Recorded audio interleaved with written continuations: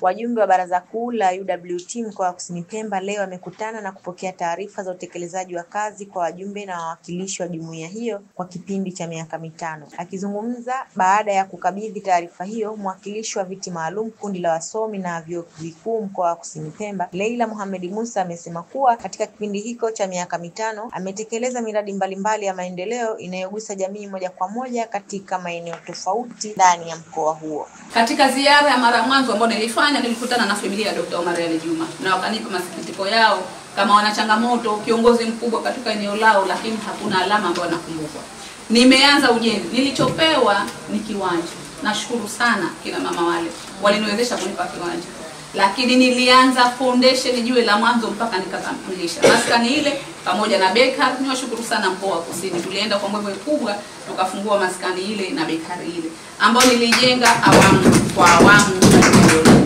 Na sikukabidhi tu bakery, nilikabidhi bakery ikiwa na vifaa ndani, ikiwa na mashine jiko la kuokea kubwa, nikabidhi mashine ya kupondea unga kilo 50 ili iweze kuendesha na mashefu na kila kitu, na nikabidhi mtaji wa milioni 10 kwa ajili ya bakery ile iweze kufanya kazi kwa ajili ya UWT.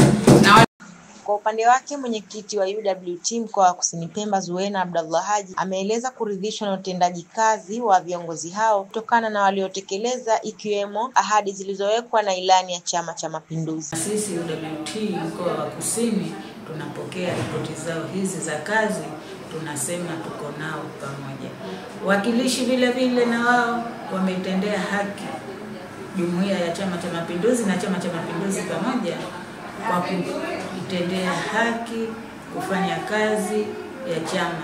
Hawa kwenda kinyume, ripoti zao walizotoa ziko sawa na tumeona na tunashukuru, tunawaunga mkono. Katika hatua nyingine, wajumbe wa Baraza Kuu la UWT mkoa huo wa Kusini Pemba pia wamempongeza mwenyekiti wa Chama cha Mapinduzi na makamu mwenyekiti wa chama hicho kwa kuendelea kuwaletea maendeleo wananchi.